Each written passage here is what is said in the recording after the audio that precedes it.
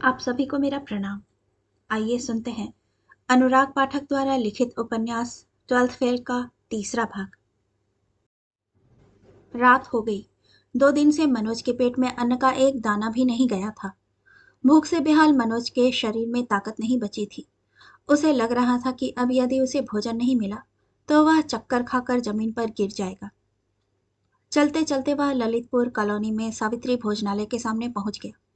Hotel के counter पर एक 30 साल का युवक बैठा था जो सावित्री भोजनालय का मालिक था। मनोज ने काउंटर पर बैठे मालिक से पूछा, मेरे पास पैसे नहीं हैं, क्या मुझे मजदूरी के बदले आपके यहाँ भोजन मिल सकता है? मनोज के इस वाक्य में निवेदन नहीं बल्कि भरोसा था, जैसे वह अपना हक मांग रहा हो। भोजनालय के मालिक ने उसे ऊपर से नीचे तक देखा। दुबले पतले मनोज के चेहरे पर दाढ़ी थी। ढीले ढाले पैंट शर्ट गंदे हो गए थे। चेहरा कमजोर था। आंखें अंदर को धंस गई थी। होटल मालिक ने कुछ सोचकर जवाब दिया, होटल में काम करने के लिए तो मेरे पास पहले से ही वर्कर हैं। होटल मालिक की बात सुनकर मनोज निराश नहीं हुआ। उसने किसी उम्मीद के भरोसे कहा, मेरे लिए भोजन जरूरी है। पैसे न होने के कारण मैं मजदूरी करके भोजन करना चाहता हूँ। होटल मालिक के यहाँ सैकड़ों लड़के खाना खाने आते थे। कईयों के पास समय पर देने के लिए पैसे नहीं होते थे। वे उधार भी खाते थे। कई बार उधार वापस मिलता भी नहीं था। कई बार लड़के पैसा ना होने पर रोनी सूरत बनाकर फ्री में भी खा जाते थे। होटल मालिक लड़कों की रग रग से वाकिफ था, लेकिन ऐसा कोई लड़का अथवा इस तरह का कोई प्रस्ताव इस होटल में पहले कभी नहीं आया था। होटल मालिक ने नौकर को आवाज लगाई, इन भाई साहब को एक थाली लगाओ। मनोज के सामने दाल, आलू गोभी की सब्जी, 5 रोटी और चावल से सजी थाली आ गई। वह खाना खाने लगा। उसका दिमाग सुन्न हो गया था। आज का भोजन साधारण नहीं था। भोजन पाने का आज का तरीका भी साधारण नहीं था।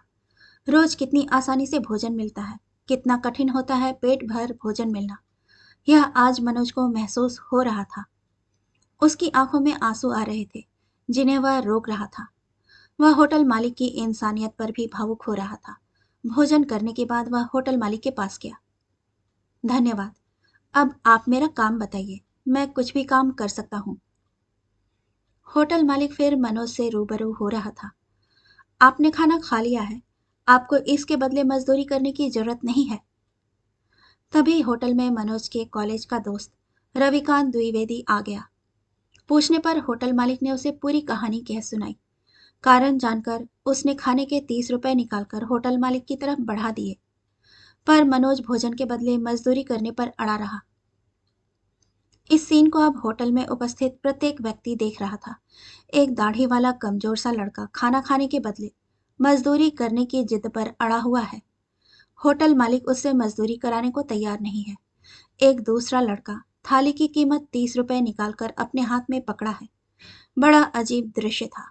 रविकांत को भी नहीं पता था कि कॉलेज में सीधा सरल सा दिखने वाला मनोज इतना जिद्दी है।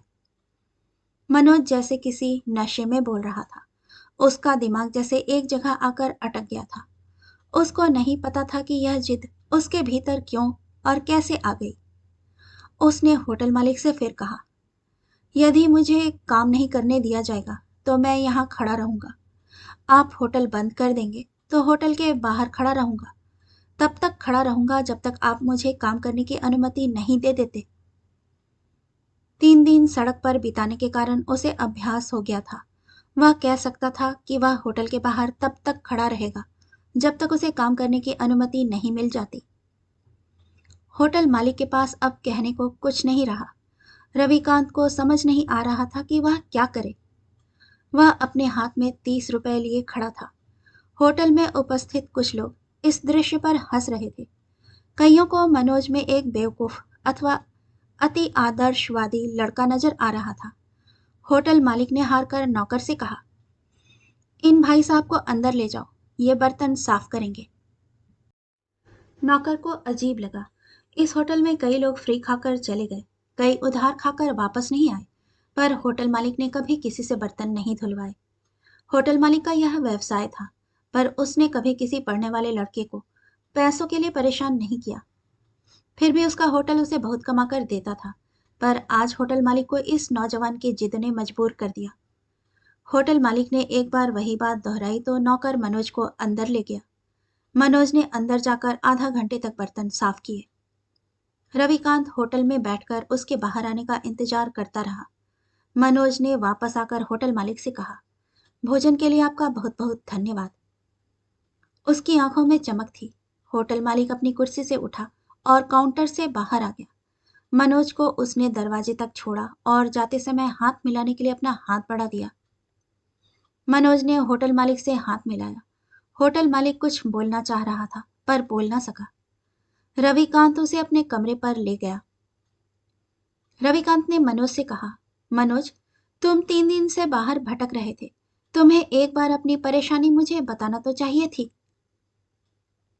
मनोज उसकी बात सुनकर भावुक हो गया। उसने कहा, ये तो जीवन के अनुभव हैं जो मुझे मजबूत बनाते हैं।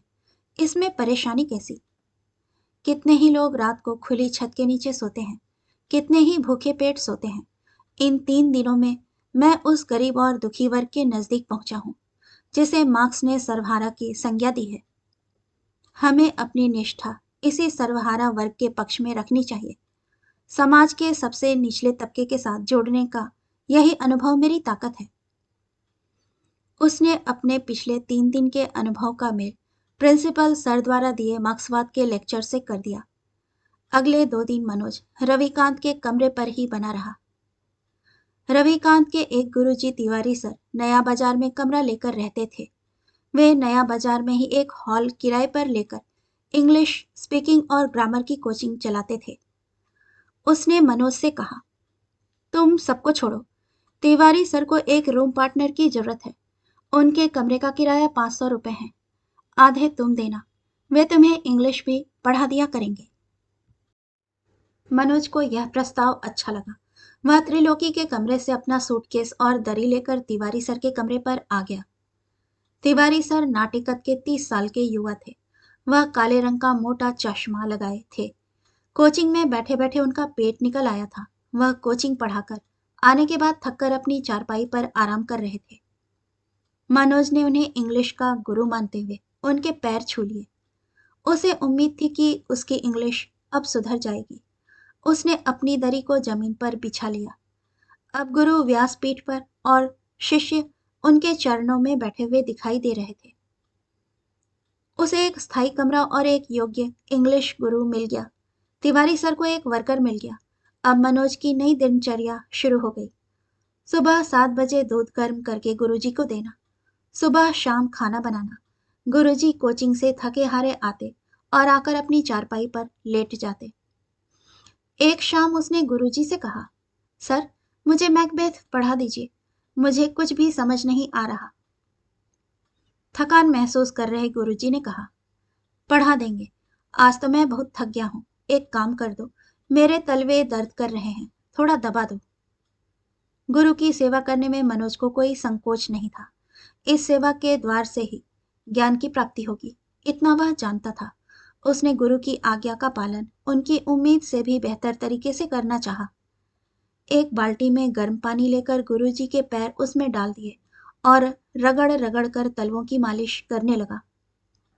मालिश का आनंद लेते हुए गुरुजी ने उदार होते हुए एक प्रस्ताव दिया। लिटरेचर से पहले ग्रामर और स्पीकिंग सीखना जरूरी है।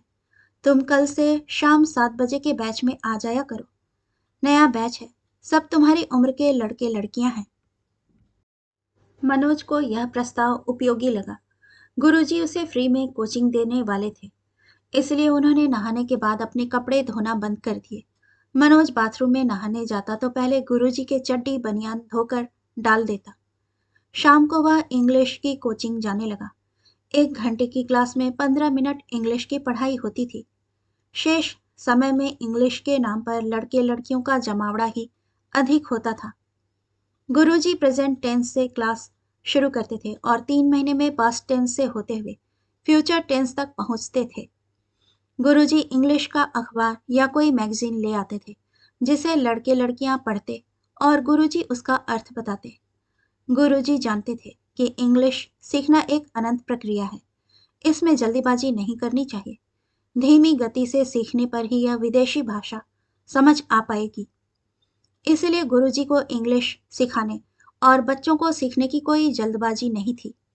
10 लोगों की क्लास में 4 लड़कियां और 6 लड़के थे। मनोज को क्लास में आते महीना भर हो गया, लेकिन वह अब तक प्रेजेंट टेंस भी ठीक से नहीं सीख पाया था। He goes, he go, he is going के प्रयोग में वह कोई बंधन नहीं मानता था।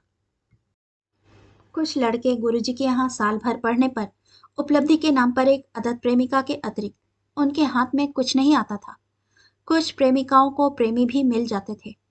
अर्थात गुरुजी का यह संस्थान एक प्रेम केंद्र के रूप में अधिक विकसित हो गया था। एमएलबी कॉलेज में लड़कियां नहीं पढ़ती थीं और केआरजी कॉलेज में लड़के नहीं पढ़ते थे। इसलिए प्रेम के लिए लालायित लड़के लड़कियां कहाँ जाते। गुरुजी ने अपना कोचिंग सेंटर खोलकर इस दिशा में महान काम किया था। चूंकि कोचिंग में सारा इन्वेस्टमेंट गुरुजी ने ही किया था, इसलिए प्रेम करने का पहला अधिकार गुरुजी अपना ही मानते थे। प्रत्येक वर्ष गुरुजी औसतन 2 या 3 प्यार करते थे। एक दिन एक लड़की ने गुरुजी से कहा, सर, आज मोना का बर्थडे है। मोना केआरजी गर्ल्स कॉलेज से बीएससी कर रही थी।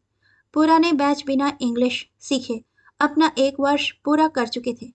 उन बैचों में पनपने वाले गुरुजी के पिछले प्रेम भी शादी कर अपनी ससुराल जा चुके थे।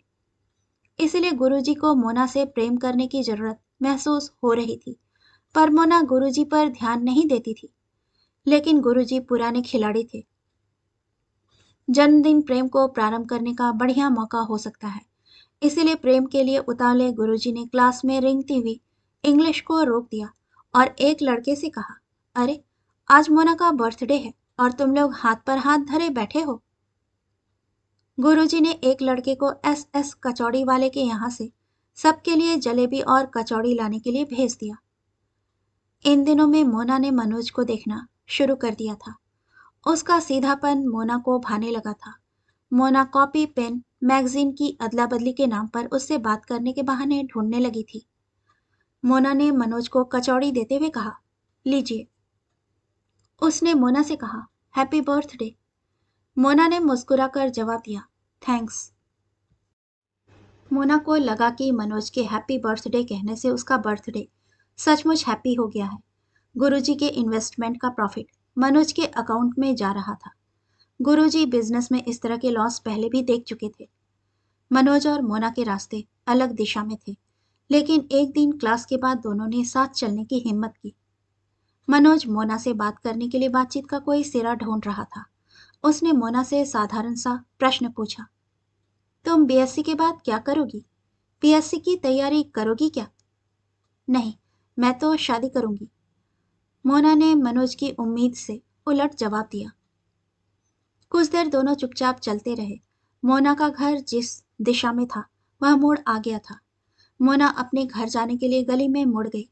मनोज वहीं खड़ा मोना को तब तक देखता रहा जब तक वह उसकी आंखों से ओझल नहीं हो गई। एक दिन एक लड़के ने कोचिंग में कहा कि कल मनोज का बर्थडे है, कल मनोज पार्टी देगा। क्लास का यह नियम बन गया था कि जिसका बर्थडे होता वह समोसा जलेबी की पार्टी क्लास में देता। लेकिन मनोज के पास पैसे नहीं थे। उसने कहा, मैं कल पार्टी नहीं दे पाऊंगा क्योंकि मेरे पास पार्टी में खर्च करने के लिए पैसे नहीं हैं। मनोज को अपना सच कहने में कोई संकोच महसूस नहीं हुआ। अगले दिन पार्टी के अभाव में किसी ने उसे हैप्पी बर्थडे नहीं बोला, लेकिन हिम्मती मोना समोसे और जलेबी ले आई थी। मोना द्वारा की गई मनोज की यह विशेष चिंता गुरुजी को अखर गई। वह ईर्ष्या से जलने लगे। उन्हें मनोज पर क्रोध आने लगा। क्लास के बाद मोना ने मनोज को एक ग्रीटिंग कार्ड दिया। ग्रीटिंग में लाल रंग का दिल बना हुआ था, जिस पर मोना ने सुंदर राइटिंग में लिखा था, हैप्पी बर्थडे मन। मोना ने मनोज का पूरा नाम ग्रीटिंग कार्ड पर ना लिखकर एक अलग नाम लिख दिया था, जिस नाम से इस पूरी दुनिया में उसे कोई नहीं पुकारता था। मोना ही गुनगुनाती रहती थी यह नाम अपने मन में। रात को तिवारी सर कमरे पर आए। मनोज कुर्सी पर बैठा पढ़ रहा था। मोना का ग्रीटिंग कार्ड वहीं टेबल पर रखा हुआ था। कई महीने से वह तिवारी सर की सेवा कर रहा था, लेकिन आज तिवारी सर की ईर्ष्या चरम पर थी। उन्होंने क्रोध में जलते हुए मनोज से उल्टा सीधा कहना शुरू कर दिया। जब इससे भी उनका मन नहीं भरा तो उन्होंने मनोज के हीटर और मटके में लात मार दी। हीटर और मटका टूट गया। तिवारी ने गुस्से में मोना द्वारा मनोज को दिया ग्रीटिंग कार्ड भी फाड़कर फेंक दिया और उसे कमरा खाली करने का अल्टीमेटम दे दिया। मनोज की आंखों से आंसू बहने लगे। वह दुखी मन से अपना सामान समेटने लगा। अपना सामान उठाकर जैसे ही वह कमरे से बाहर निकला, तिवारी ने धड़ाम से दरवाजा बंद कर दिया। मनोज कुछ दिनों के लिए अपने गांव चला गया। पिता जब से गए थे तब से एक बार भी गांव नहीं आए थे, पर पिता ने इस बार कुछ पैसे घर भेज दिए थे, जिससे अब घर की आर्थिक परेशानी कुछ कम हो गई थी। टेम्पो थाने में पड़ा पड़ा अब कबाड़ होने लगा था। कोर्ट को उसका फैसला करने का अभी तक वक्त नहीं मिला था। पंडित कालीचरण अपने कर्ज के लिए तगादा करने लगे थे। माँ ने मनोज को वापस ग्वालियर जाते समय आगे के खर्चे के लिए 1,000 रुपए दिए। मनोज की बीए फर्स्ट ईयर की परीक्षा नजदीक थी। गांव से लौटकर मनोज जीवाजीगंज में नाले के पास बसी हुई बस्ती टोपे वाले मोहल्ले में रहने लगा। जब से उसने तिवारी सर का कमरा छोड़ा, उसे मोना फिर कभी नहीं मिली। बड़े से ग्वालियर और छोटी सी दुनिया में फिर कभी मोना और मनोज एक दूसरे से नहीं मिले। टोपी वाले मोहल्ले में वह सबसे घुल मिल गया। वह पड़ोसियों की तारीफ पाने के लिए रात को छत पर लैंप जलाकर पढ़ता। कई बार तो सुबह 4-5 बजे तक वह छत पर पढ़ता रहता। पड़ोसी महिलाएं अपने घुमक्कड़ और आवारा बच्चों को उससे सीख लेने के लिए कहती। उसके पास ग्वालियर के समाज में सम्मान और प्रशंसा प्राप्त करने के लिए पढ़ाई के अलावा कोई दूसरा तरीका नहीं था। फर्स्ट ईयर की परीक्षा हो गई। इंग्लिश लिटरेचर में पासिंग मार्क्स आने के कारण उसका टोटल केवल 55% ही रहा। छुट्टियां गांव में बिताने के बाद सेकेंड ईयर की पढ़ाई के लिए वह वापस ग्वालियर आ गया। दिसंबर में एक दिन रविकांत ने उससे कहा, मनोज, क्या तुम विवेकानंद केंद्र के 3 दिन के युवा प्रेरणा शिविर में चलोगे? विवेकानंद केंद्र के बारे में अधिक जानकारी देते हुए उसने बताया, यह एक समाजसेवी संगठन है जो युवा लोगों को देशभक्ति और समाज सेवा के लिए प्रेरित करता है। तुम्हारी रुचि का काम है, तुम्हें जरूर चलना चाहिए। मनोज को यह प्रस्ताव अच्छा लगा। आश्रम जैसा यह केंद्र ग्वालियर की एक पहाड़ी पर स्थित था। मनोज 100 रुपए फीस देकर रविकांत के साथ शिविर में पहुंच गया। अगले दिन सुबह 5 बजे से शिविर की गतिविधियां शुरू हो गई। सर्वे भवन्तु सुखिनः श्लोक पाठ से दिन की शुरुआत होती थी, फिर व्यायाम। उसके बाद देश के महापुरुषों के जीवन पर प्रेरणादायक भाषण देने ग्वालियर के विद्वान वक्ता आते थे। शाम के चर्चा सत्र में युवाओं के ग्रुप बन जाते थे, जिसमें आतंकवाद, युवाओं की सही दिशा, नारी सशक्तिकरण जैसे विषयों पर ग्रुप डिस्कशन होते थे। मनोज बढ़ चढ़कर सभी गतिविधियों में हिस्सा लेता। उसे एक विस्तृत और योग्य समाज मिल गया, जहां से वह न केवल बहुत कुछ सीखना चाहता था, बल्कि उस योग्य समाज को अपनी योग्यता से प्रभावित भी करना चाहता था।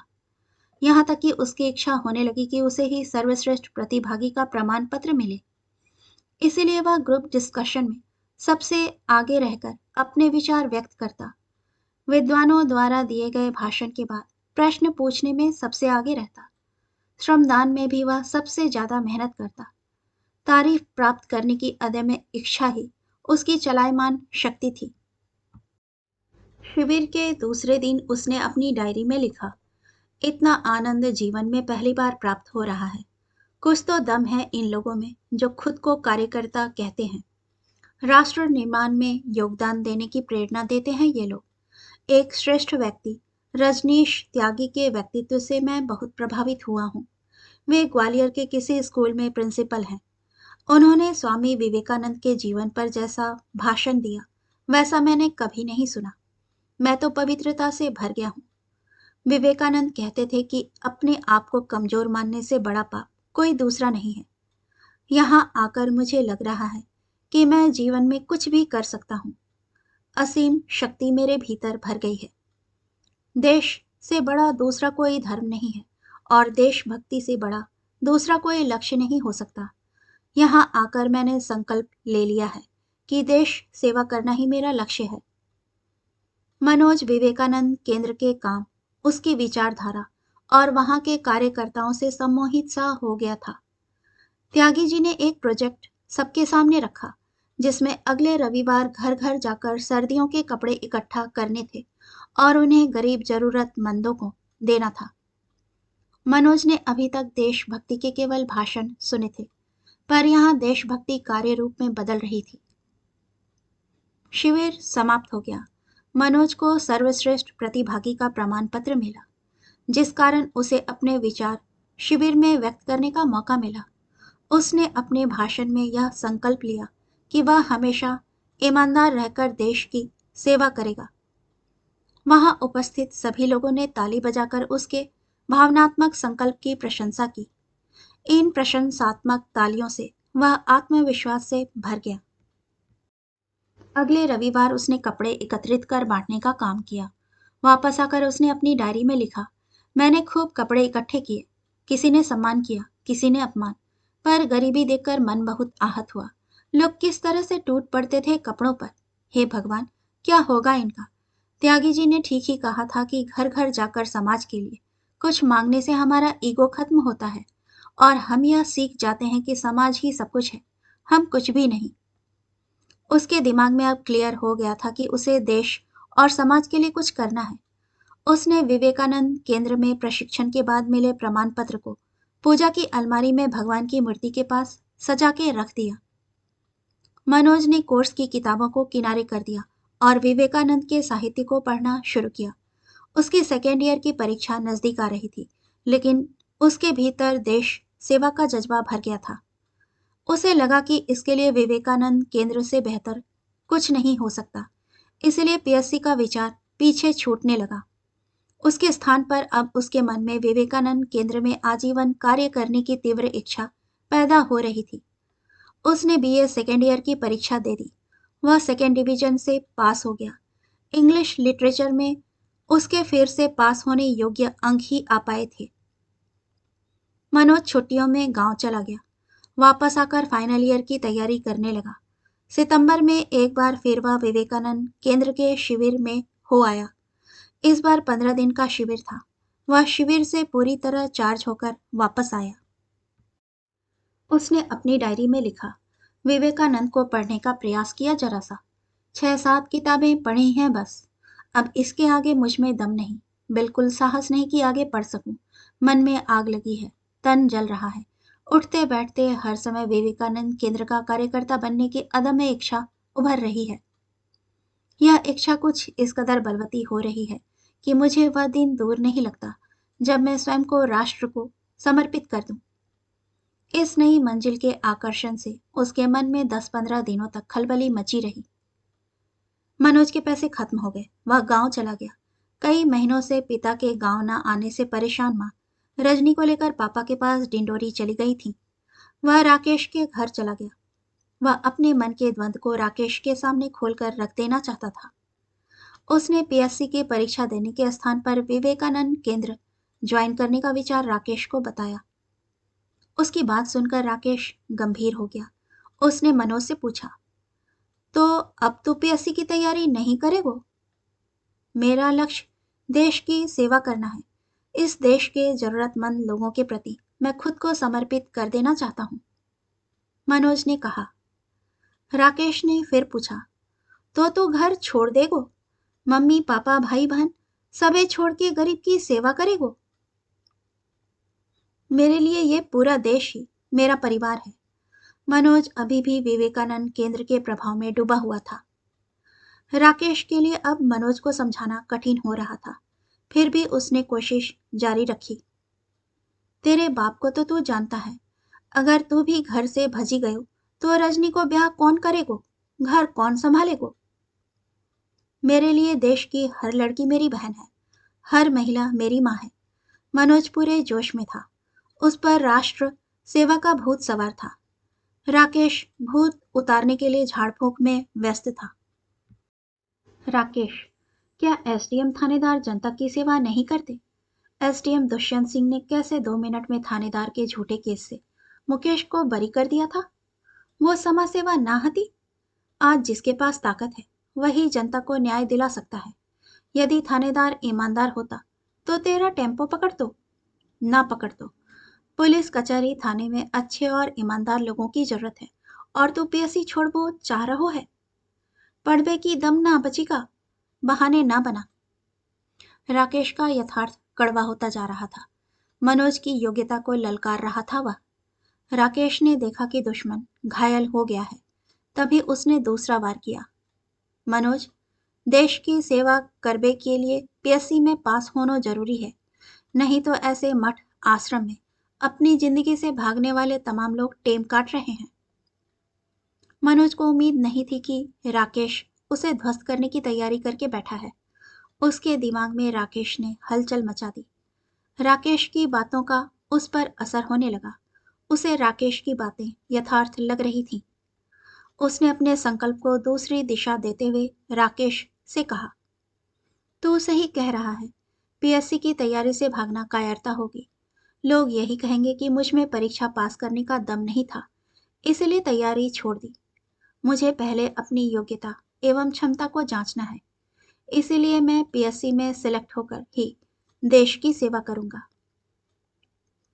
मनोज ने फिर से अपनी छूटी हुई राह थामने का निर्णय ले लिया। उसका द्वंद्व समाप्त हो गया। पीएससी में सफल होना ही एकमात्र लक्ष्य था अब उसका। माता पिता के डिंडोरी से ना आने के कारण मनोज उनसे मिलने डिंडोरी चला गया। वहां जाकर पता चला कि पिता सस्पेंड हो चुके हैं। पिता को आधा वेतन ही मिलता है, जिससे बड़ी मुश्किल से गुजारा हो पा रहा है। पूछने पर पिता ने कहा, मैं डिप्टी डायरेक्टर को बर्बाद कर दूंगा। मैं हार नहीं मानूंगा। मैं ईमानदार हूं, वे सब बेईमान हैं। मैं सबको ठिकाने लगा दूंगा। मैंने प्रधानमंत्री को पत्र लिखा है। मुझे हाई कोर्ट से ही न्याय की उम्मीद है। मां ने पिता के इन उद्गारों का विरोध किया। इनसे नौकरी ना हो पाओते। दुनिया नौकरी कर रही है, केजे अनोखे नौकरी कर रहे हैं। बस लड़बो जानते, उल्टो सीधो बोल आवते अधिकारी से। भरी मीटिंग में अपनी चप्पल निकाल के मार दई डिप्टी डायरेक्टर को, कर दे सस्पेंड। पिता को मां के द्वारा किया गया यह रहस्योद्घाटन पसंद नहीं आया। उन्होंने मां को डांटते हुए कहा, तू कछु ना जानती। गरीब किसान को पैसा बेईमानी से खा रहे हैं सब। वे जूता से ही मानते। लेकिन मां आज रुकने वाली नहीं थी। उनको कछु ना बिगड़ो, बर्बाद तो हम हो रहे हैं। मोड़ा के पास फीस भरवे को पैसा ना है। जा मोड़ी को ब्याह करोगे कि नहीं? टेम्पो को 40,000 उधार सिर पर धरो है। मैंने तो पहले ही कही थी कि टेम्पो के चक्कर में ना पड़। अपने बस के ना है जे काम। पर मई ईमानदारी की लड़ाई में टांग अड़ाने का शौक है तुम लोगों को। पिता को अपने आप को सही सिद्ध करने का मौका मिल गया। इस चर्चा का कोई निष्कर्ष नहीं निकला, लेकिन मनोज को उसके पिता का संघर्ष प्रभावित कर रहा था। वापसी में ट्रेन के जनरल डिब्बे में बैठकर मनोज सोचता रहा, आपका रास्ता एकदम सही है पापा।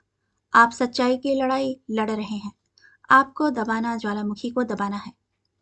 विवेकानंद केंद्र में सिखाई गई ईमानदारी और देशभक्ति की शिक्षा के सांचे में उसे अपने पिता एकदम फिट बैठे हुए दिखाई दे रहे थे।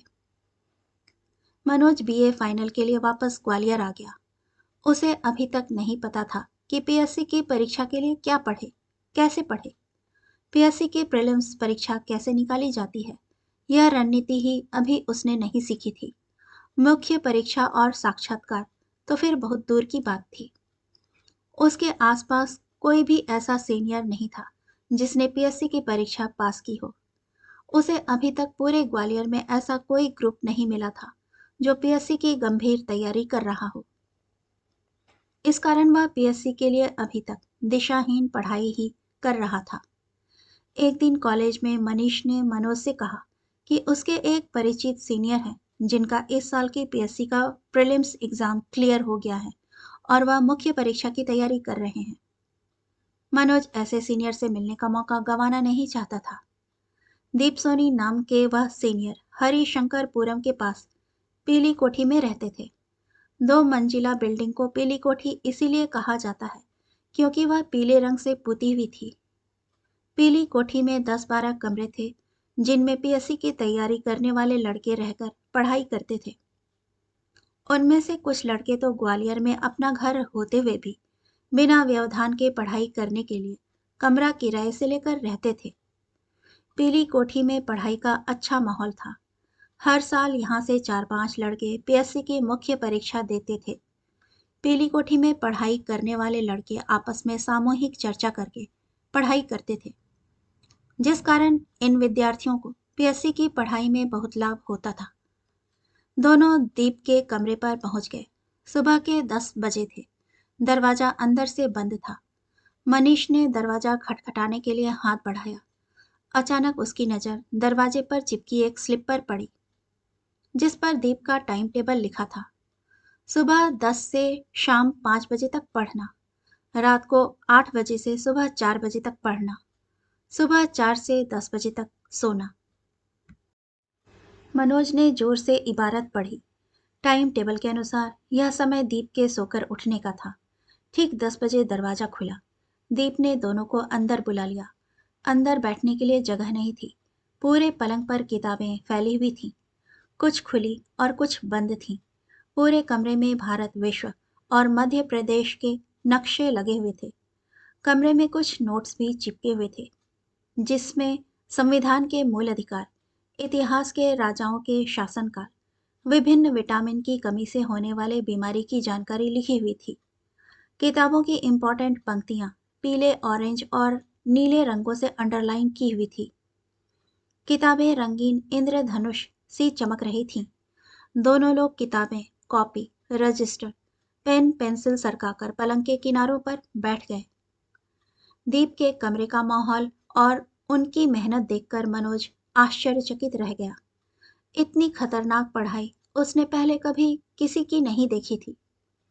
अपनी अब तक की पढ़ाई दीप की फैली हुई किताबों के सामने मनोज को बौनी लग रही थी। मनोज ने पूछा, आपके पीएससी में क्या विषय हैं? केमिस्ट्री और हिस्ट्री, दीप ने जवाब दिया। मनोज का भी एक विषय हिस्ट्री था। मनोज द्वारा दीप से प्रीलिम्स परीक्षा के लिए इतिहास की किताबों के नाम पूछने पर उन्होंने 8-10 किताबों के नाम लिखा दिए। मनोज के पूछने पर पढ़ाई करने की रणनीति के बारे में दीप ने बताया, यदि सिलेक्ट होना है तो रोज 18-18 घंटे पढ़ाई करनी पड़ेगी। सोना, खाना पीना सब भूलना पड़ेगा। दोस्ती यारी, घूमना फिरना, फिल्में, तमाशे, शादी विवाह, रिश्तेदारी सबसे दूर रहना पड़ेगा।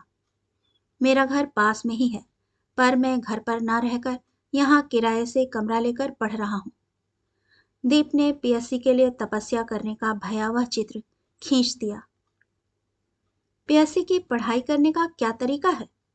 मनोज पीएससी की तैयारी के रहस्य को जानना चाहता था। बस पढ़ते रहो, बिना थके, बिना रुके, लगातार, असफलता के बावजूद धैर्य के साथ। ये किताबें मैंने कम से कम 20 बार पढ़ ली हैं।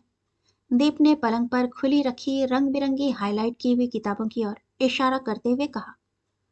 मनोज इस चित्रण से घबरा गया। उसने पूछा, कितने साल की तैयारी के बाद डिप्टी कलेक्टर बन सकते हैं? दीप ने उसकी शक्ल देखी और हंसते हुए कहा, मेहनत करोगे तो 1 साल में। मनोज दीप की पढ़ाई देखकर अभिभूत हो रहा था, पर उसके मन की शंकाएं अभी खत्म नहीं हुई थीं। आपने 12th मैथ्स से किया था क्या? कितने परसेंट आए थे आपके?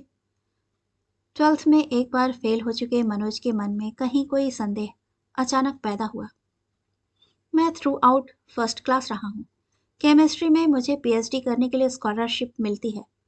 दीप के जवाब से मनोज भयभीत हो गया।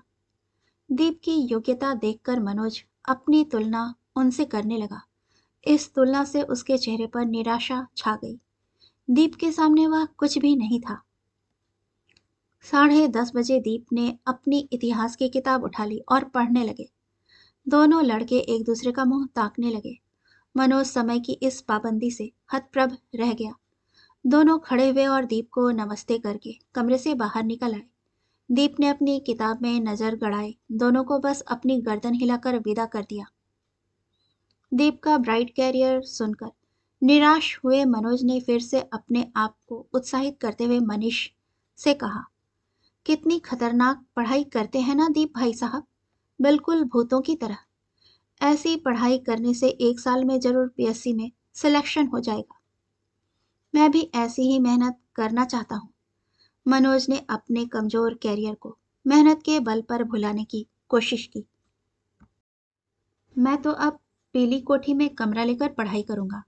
मनीष भी दीप की पढ़ाई और पीली कोठी के माहौल से प्रेरित हो गया था। बीए पूरा होते ही मैं भी पीली कोठी में कमरा ले लूंगा और गंभीर तैयारी शुरू कर दूंगा। पीली कोठी में पढ़ाई के जबरदस्त माहौल से प्रभावित होकर मनोज ने नई प्लानिंग बना ली। वापस लौटते समय वह पीली कोठी में कमरा लेकर पढ़ाई के सपने तो देख रहा था, लेकिन 12th फेल का हीनता बोध उसका पीछा नहीं छोड़ रहा था। दीप सर तो शुरू से ब्रिलियंट रहे हैं। क्या मैं उन जैसी पढ़ाई कर पाऊंगा? क्या मेरा कमजोर बेस मेरी तैयारी के आड़े नहीं आएगा? क्या केवल मेहनत ही पर्याप्त है? मैं यदि इंटेलिजेंट होता तो क्यों 12th में फेल होता? इसी संशय में उलझा हुआ मनोज अपने कमरे पर पहुंच गया। मनोज ने 55% से बीए पास कर लिया। इंग्लिश लिटरेचर में हमेशा की तरह पासिंग मार्क्स आए। उसने अपनी डायरी में लिखा, अब मुझे पीएससी के मैदान में कूदना है। मैं पीली कोठी में रहकर कड़ी मेहनत करना चाहता हूँ। तैयारी पूरी न होने के बावजूद उसने बीए पास होते ही अनुभव लेने के लिए पीएससी का फॉर्म भर दिया। प्रीलिम्स परीक्षा का केंद्र नई सड़क पर माधव कॉलेज में था। इतिहास का पहला पेपर होने के बाद सामान्य अध्ययन के अगले पेपर में 2 घंटे के गैप के कारण वह चबूतरे पर बैठा किताब पढ़ रहा था। तभी एक लड़के ने मनोज के पास आकर उससे हाथ मिलाते हुए अपना परिचय दिया। हेलो, मैं विक्रमादित्य पांडे। आप मुझे सिर्फ पांडे ही कहें तो आपको सुविधा रहेगी। मनोज ने भी मुस्कुराकर अपना परिचय दिया। पांडे ने पूछा, पेपर कैसा रहा? फिर बिना मनोज का कोई जवाब सुने खुद ही बोलने लगा। वैसे तो परीक्षा हॉल के बाहर निकलते ही सभी के 100 में से 90 प्रश्न सही होते हैं, पर जैसे जैसे उन प्रश्नों को किताबों से चेक करते हैं, सही उत्तर कम होने लगते हैं। फिर पांडे ने उसे एक दृश्य दिखाया, जिसमें एक लड़का किसी दूसरे लड़के का पेपर चेक कर रहा था। पेपर चेक करते समय वह लड़का बेदर्दी से सामने वाले के उत्तरों पर क्रॉस लगा रहा था और कहता जा रहा था, तुम्हें यह भी नहीं आता? इतना सरल प्रश्न गलत कर दिया। यह तो मुझसे सोते समय भी पूछ लो। इसका ए उत्तर नहीं है, बल्कि सी है। मुश्किल है भाई इस बार तुम्हारा प्रीलिम्स क्लियर होना। आओ कभी, तुम्हें यदि गाइडेंस चाहिए तो मेरे कमरे पे। पांडे ने उस लड़के को आवाज लगाई, गुप्ता, इत्ते आओ, कैसो गओ पेपर? गुप्ता बुंदेलखंड का था, इसलिए पांडे ने उससे बुंदेलखंडी में बात की। गुप्ता आत्मविश्वास से भरा हुआ था। उसका यह आत्मविश्वास पिछले साल प्रीलिम्स पास करने के कारण अधिक था। बहुत बढ़िया गओ, धांसू, जो समझो के फाड़ दो। गुप्ता ने मनोज से हाथ मिलाते हुए कहा, मैं मनोज गुप्ता। पिछली बार मेरी प्रीलिम्स क्लियर हो गई थी। वो तो कुछ नंबरों से मेंस रह गई, नहीं तो आज मैं कहीं डिप्टी कलेक्टर होता। गुप्ता का बड़बोलापन पांडे को अच्छा नहीं लगा। उसने पूछा, पुरानी कहानी छोड़ो गुप्ता, आज के पेपर के बारे में बताओ। 100 में से 90 सही हैं, 10 डाउट में हैं, गुप्ता ने जोश में कहा। पांडे ने गुप्ता के हाथ से उसका पेपर लेकर उसे जांचते हुए कहना शुरू किया, गुप्त वंश की स्थापना चंद्रगुप्त प्रथम ने नहीं की थी, श्री गुप्त ने की थी।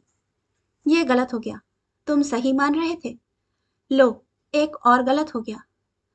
सल्तनत काल में लौह और रक्त की नीति अलाउद्दीन खिलजी ने नहीं चलाई थी, बलबन ने चलाई थी।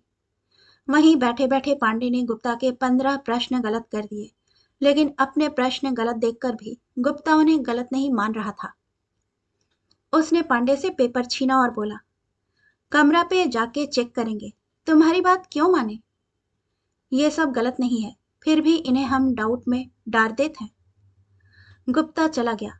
पांडे ने गुप्ता के व्यक्तित्व का मूल्यांकन करते हुए मनोज से कहा, थोथा चना बाजे घना। मनोज को पांडे की बातों में अब रस आने लगा। उसने पांडे को अपने कमरे का एड्रेस दे दिया।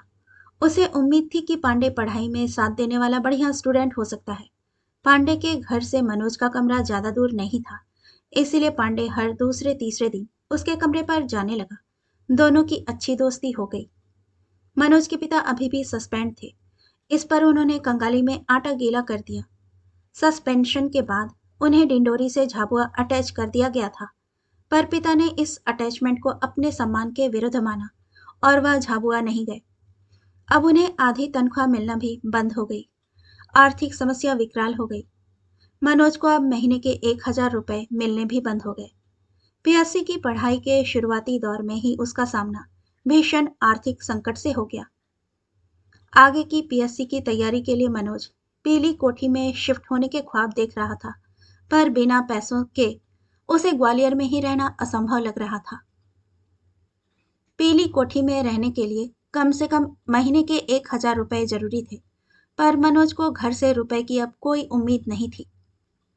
लेकिन इस आर्थिक संकट को कोसने और दुखी होने की जगह मनोज ने उससे जूझने का संकल्प लिया। उसने यह तय किया कि वह बच्चों को ट्यूशन पढ़ाकर इतने पैसे कमाएगा कि पीली कोठी में कमरा लेकर पढ़ाई कर सके। कहानी के तीसरे भाग को सुनने के लिए आपका धन्यवाद। कहानी के चौथे भाग को लेकर शीघ्र ही उपस्थित होती हूँ। आपसे विनम्र अनुरोध है कि कृपया कहानी पसंद आए तो इसे लाइक और सब्सक्राइब जरूर कीजिएगा। धन्यवाद।